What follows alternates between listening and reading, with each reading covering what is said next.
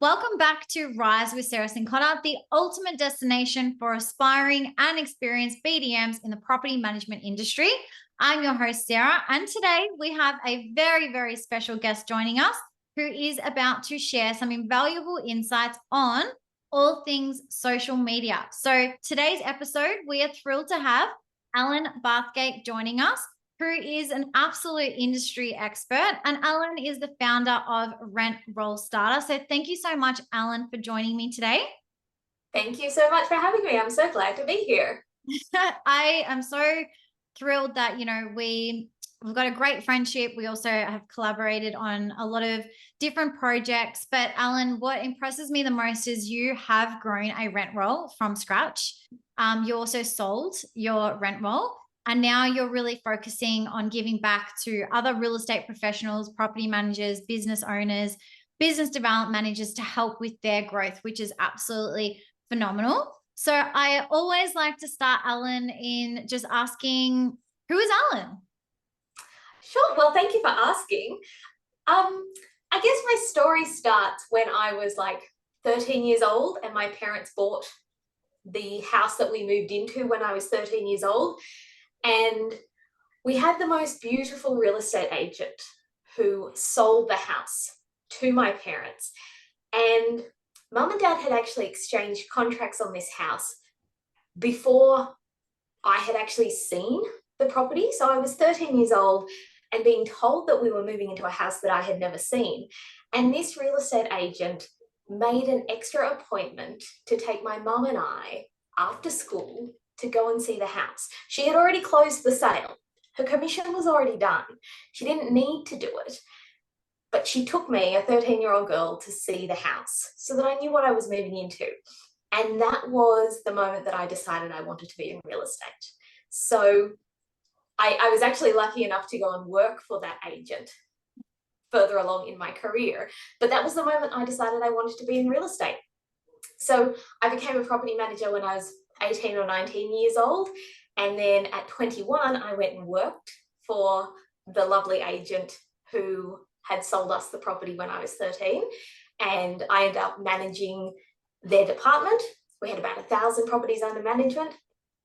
And from there, I went on and bought myself a retail business and grew that and sold it, and then came back into real estate and started my own rent roll from scratch, grew it, sold it, and now I get to work with other rent roll owners and BDMs and property managers to help them grow their rent rolls. And I've got a special love for marketing, and especially content marketing, especially on social media, because it's such an easy and accessible way to market your business, and so often it's really affordable as well. And because I have grown a rent roll from scratch with almost no marketing budget, I just know how important it is to be able to market yourself in ways that don't cost too much. And so that's what brought me here, and that's why I love social media now. Absolutely amazing story. And it's so nice that we get the opportunity to just reflect on our journey and, what actually brought us into real estate and why we loved working to real estate. And Alan, you do such a great job in, just creating that awareness and that support. I know we're going to talk about this today, but your content club and just really how you are supporting people, because right now, social media has evolved and it is continuing to evolve quite rapidly. Would you agree? Oh, yes. So quickly. Yeah. Yeah. And I often get asked by people, where do I start? So, and I think with what you have created, Alan, is that, you are saving time for people. You are helping them avoid being stressed or overwhelmed or, having that question mark on what do I do? What do I say? How do I create that? So it's really commendable on the amount of information and knowledge you're giving back to people so they can excel and succeed and grow their rent roll. So I just want to say thank you for everything you do for our industry. It's amazing. Oh, it's such a pleasure. And because I've walked the path, I know how hard it is to find the time or the creativity to come up with content when you are in it, when you are either a BDM, responsible for all the rent roll growth in your agency, or you are the principal responsible for the marketing in your agency, I know that it's hard to find time. And that's why I created the Content Club, because it's just a way of serving up content ideas and templates so you don't have to think about it. Yes, absolutely. And we'll have a special for everyone watching. So we'll put that a bit later. But let's talk about social media, because there's so many different platforms. We've got LinkedIn, Facebook, Instagram, TikTok. We've got Threads, Snapchat, WeChat. We've got WhatsApp. Have I missed any, Alan? There's probably heaps more. Twitter. Yeah. YouTube. That's right. And they're continuing to release more. So it can feel pretty overwhelming with the number of platforms that we feel like we should be on. Yeah, absolutely. And I think, we've spoken about this before, but let's dive into it, because we're talking all things social media today. So for someone who doesn't know where they start, we talk about, well, first of all, understand where your clients are and understand the demographic in your area. And that will help them decide on what platform they should focus on. So when it comes to knowing the demographic and their clients and their market, how do you think it's best for them to plan then, okay, this is how I should target this platform? Yeah, so I think you put it perfectly, Sarah. By understanding your local demographics, that should be what helps you determine what platforms to focus your energy on. Because unless you are someone who has maybe a team of assistants or an entire marketing department, you probably can't be on all the platforms all the time. So you are going to have to pick 1 to 3 platforms that you are going to focus on. So you might as well make it count. So as you said, knowing your demographics, and that just means what platforms are your existing landlords and your prospective landlords hanging out on? Not what platforms are they using to find a property manager, because I think if you ask them, all your landlords would say, I would never use a social media platform to find a property manager. We want to know, what platforms are they scrolling in the ad breaks of the block? That's where we want to know where they're hanging out. That's how you get your demographics. Yeah. So just asking your current landlords, like the next 5 landlords you ring, towards the end of the phone call, say, can I just ask you a weird question? What's your favorite social media platform right now? And just find out what platforms they're hanging out on and use that information to determine what platforms you're going to focus on. Yeah, really, really good points. And I think even when it comes to, renters, if you're a property manager or a BDM or a leasing consultant, we would go on Facebook and see if potential renters were on Facebook to just have a bit of a stalk. Like it's real. That's what we did. Sure is. I think with landlords, you can look up and see, are they on LinkedIn? Are they on Facebook? It's so easy to search those platforms and see if they are on there.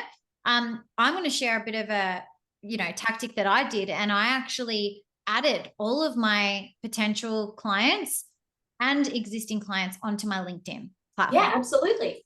The place that I utilized a lot as a business development manager, because LinkedIn was, the place to be. Majority of my clients were professionals. So I knew that most likely they were going to be on LinkedIn. Okay. But I had to know that first before I then was confident going, yeah, I'm going to do a search on LinkedIn and then we're going to be there.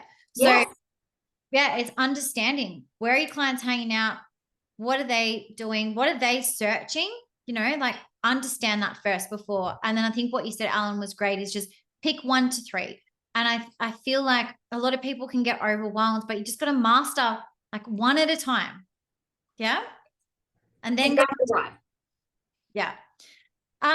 Also, it's been a conversation of late, and I've seen, other coaches talking about this and personal branding, which again, in my program, I cover this and I help people discover this, but there are people who aren't sure of their personal brand. And I think the other conversation that's happening is, well, you've got the business brand, because essentially BDMs are working for a business, and then they go, okay, but I need to do my social media, but I'm not sure my personal brand. So what would you say, or how would you help someone watching today on getting clarity around their personal branding for social media? Yeah, so I think of your personal brand as just the way someone would describe their perception of your personality based on observing you online. So they might never have met you, but if you've established a strong personal brand, they probably can describe who you are. So it doesn't necessarily mean your brand colors and fonts, although it can totally incorporate those things, but it's about who you show up as when you're online. And also how you show up online, is that in line with how you show up in real life? Because what we want to create is this experience of when people see you on video and see your photos and read your text on social media and then finally meet you in person, for that to be beautifully aligned. So Yeah. that when they meet you in person, they're like, oh my goodness, I really do know this person. So Yeah. you've established this connection and you've done that with your personal brand. And I think so often we get hung up on colors and fonts and logos. And although I think there's importance in that and importance in having that synergy and that theme that flows through your posts with your colors or with your shapes or with your logos or with your fonts, but it's who your personality is on social media that has so much more importance in your personal brand, because the agency you work for might not always be the same over your 10, 15, 20-year career or longer. In the real estate space, you might not always work for the same brand. So your colors may change over time, but you can maintain your personal brand by maintaining your personality and that, I hate this word, but that authenticity. I know we kind of overuse that word, but it's a really good word for communicating your personal brand. We just want the way you show up online to be who you really are so that people really get to know you. Yeah, great points there, Ellen. And I think I'm seeing more people now embracing that rawness. They're real. They aren't afraid if they stuff something up in, I actually looked back and a post that I did the other day and I wrote in instead of is. And I was like, well, I'm human. I'm going to make mistakes, right? The message was there. But also the energy that you can still replicate virtually as in person. The feeling might not be there, but people will resonate with the language that you use, the tone that you have. Like for me right now, like Alan, I know some of your branding is colors, right? And I identify your personal branding with colors. For me, it's simple things like I always wear hoop earrings. I don't know if anyone's noticed that before, but that's my thing. That's part of my personal branding. I have my nails done. I'm usually always wearing like makeup or lipstick because that makes me feel good. And that's generally what people resonate with. So it's small things. Also, like Jason Colby, he was on a previous one, but his part of his personal branding is sneakers. He like has a full like collection of his sneakers and runners. And so when you meet Jason, whether it's in person or you've just seen him online, you resonate with, okay, Jason loves his sneakers. And it's a really good way to build trust It quickly. is. It is. Interestingly, I didn't do this on purpose, but I tend to wear a bright lipstick. And I do that all the time. I do it at home because I like it. Same. So it seems to have become part of my personal brand, and it was really accidental because it is something that I just love. But I think that probably just reinforces that authenticity. Just, with Jason, he loves the different sneakers and trainers that Yeah. he has. It's just real. It's just who he is. And I think that's a beautiful way to weave in your personal brand. Yeah, absolutely. There's another BDM and she's really into her fitness and she's not afraid to incorporate who she is and what she loves, as well as doing the educational posts, as well as, telling clients how they can engage with her, as well as sharing those results. So people get to see the whole picture rather than, and I know Alan, you like agree with me for this, but rather than just going on a profile and seeing just listed, just leased, just listed, just leased, you can't see the beautiful people behind Yes. that, you know? Yeah, the people behind the brand. Yeah, people behind the brand. So really great tips. And I hope that's helped some people. It's just like, be yourself, right? Be yourself. Don't be afraid to show up. You can have that fear inside you, but I always say, feel the fear and do it anyway. Like you got to, you know, and social media is for marketing, right? Yeah, it is. At the end of the day, it's for marketing. The other thing, Alan, I want your view. All right. So we've got personal branding. We've got more and more individuals now that are working for businesses, creating their own accounts to attract clients, because that's their role, is to attract new business, attract new clients or referral partners. And sometimes they will have a bigger following or a bigger presence in the marketplace than the actual business brand. So I would love to know your view on this. And I think there's a room for both, but would love for you to share your take on personal branding and the business branding. Yeah, so I agree with you. I think there's room for both. Something that I think you'll find is that a personal brand generally gains followers faster than a company brand. And the reason for that is it's the person. So we like following people more than we like following companies. So I can see why these personal brands within an agency are growing faster than the agency's brand itself. And that makes total sense given the fact that we as humans like to connect with other humans on social media. That makes complete sense. I also understand, having been an agency principal myself, the fear of what if this BDM or property manager or salesperson builds a profile that is bigger than our profile as an agency and then they leave. And I think that is a reasonable fear to experience. But I think you have to ask the other question, which is, what if they don't build a profile and they stay? Yeah. And how much more valuable are they to you if they're growing their own personal brand? And if they're able to generate more business for the office as a result of this personal brand. So I think it's a little bit like, Sarah, you and I spoke earlier about, you know, the concept of what if we invest money in our staff and they leave, but what if we don't invest the money and they stay? It's like, it's a risk with having staff. But do we not allow our team to grow? Do we not enhance their career? Do we not give and encourage opportunities that helps them grow our business because we're afraid that they might grow bigger than our company brand? Is that really how we want to operate our businesses? Yeah. Yeah. And Alan, I'm just going to say something how it is, right? I'm just going to put this out there because you know what I'm like. I'm a pretty open book. However, I see so many businesses still that are predominantly sales focused, and you go on their social media platforms and there is still no mention of their property management team members. Yes. What they do. Okay. However, they can still have that platform, and their property management team, their BDMs, have their personal branding photos that, mind you, still incorporate the business branding. Yeah.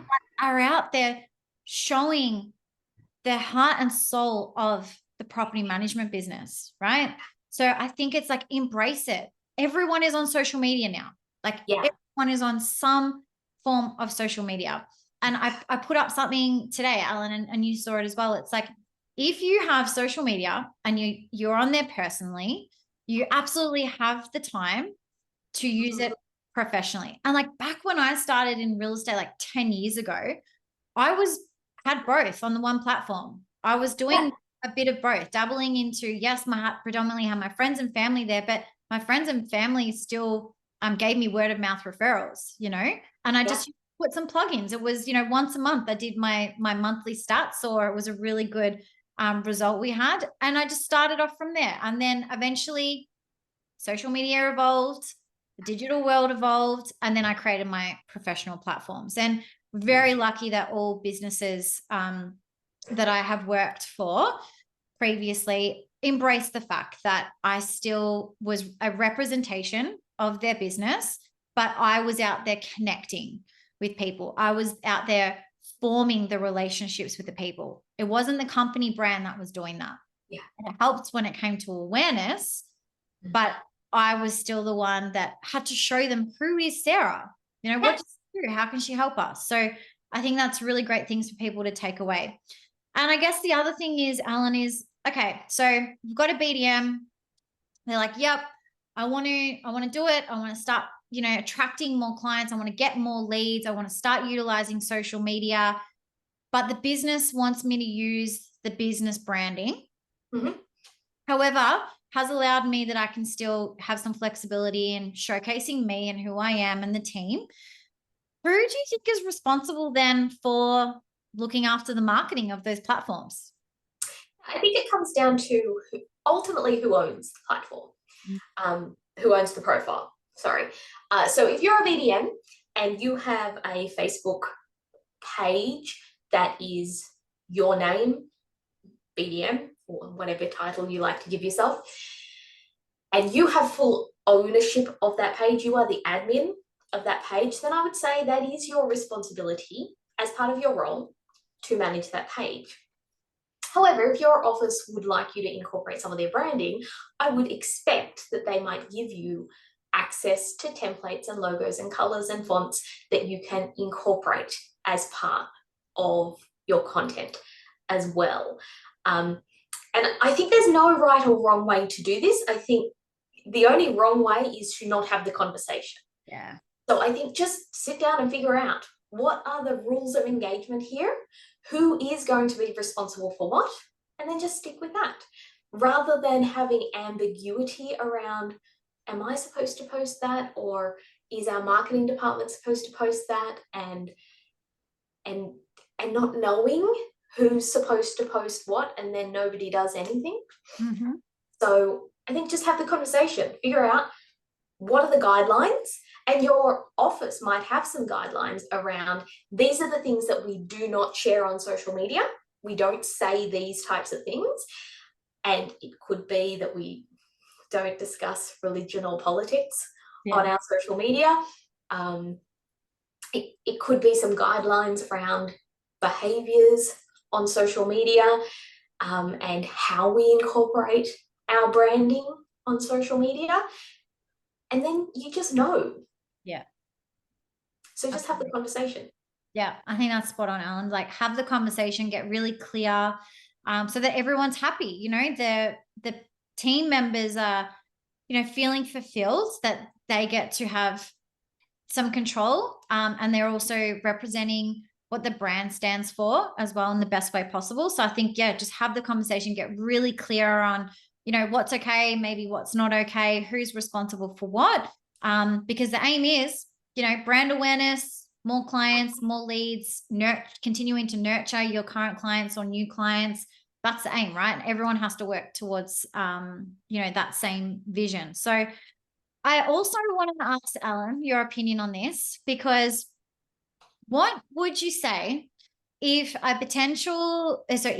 business development manager or a property manager has got a potential client and they've said, I've never heard of your company before, and the importance around this when it comes to how social media can help close that gap?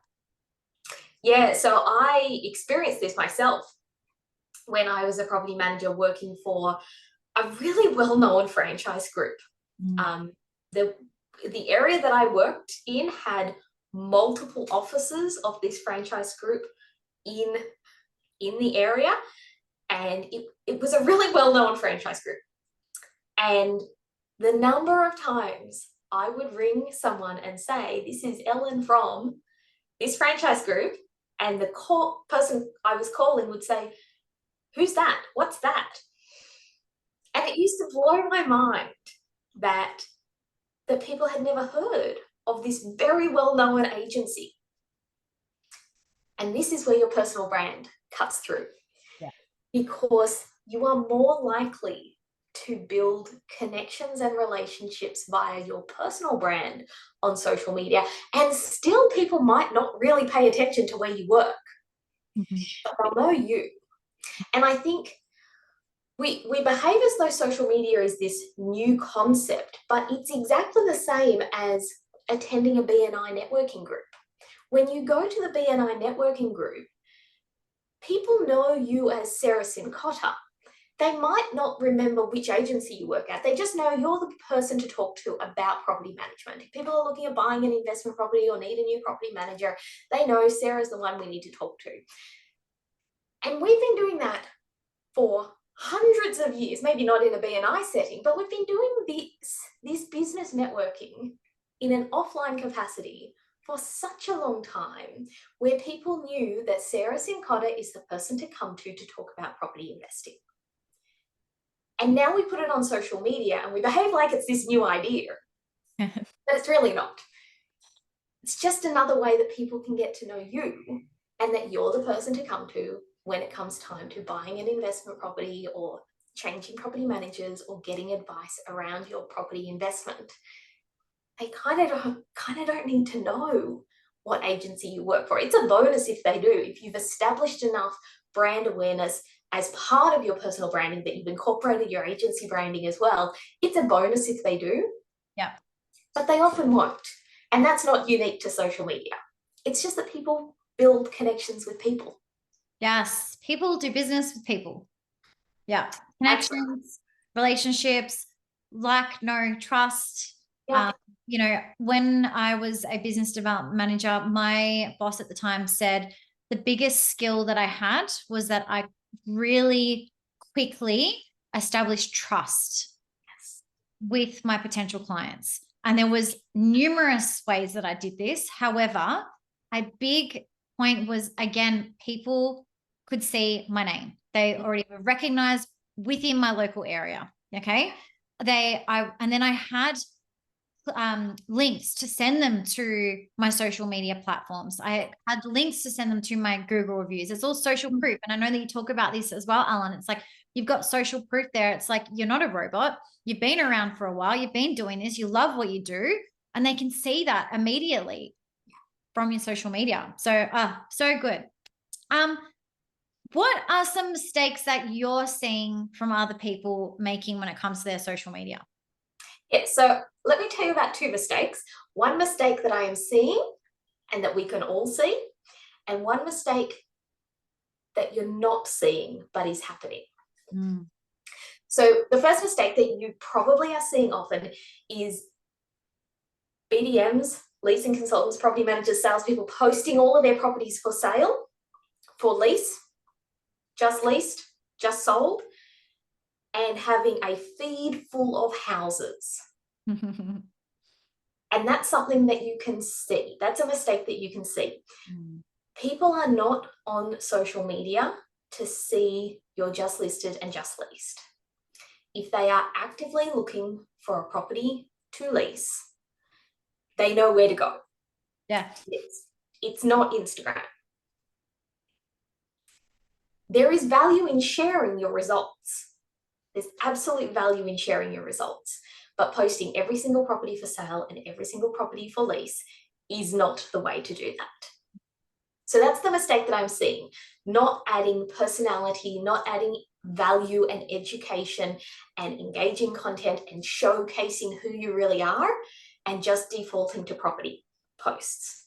So that's a mistake that you can see when you look at someone's profile. But the mistake that you don't see when you look at someone's profile is the perfection paralysis. And that is when you know you need to put content on your social media and you procrastinate and you perfectionate and you just never get around to hitting post. You have all these ideas, or maybe you don't have any ideas and you just don't post anything. And so when you go and look at someone's feed, you can't see that in their feed, but you can see that there is either not a lot of content, not a lot of recent content, or it's fairly sporadic, as in they post 3 posts 3 days in a row and then nothing for 3 weeks. Yeah. And it's this desperate attempt that so many of us feel to post perfect content.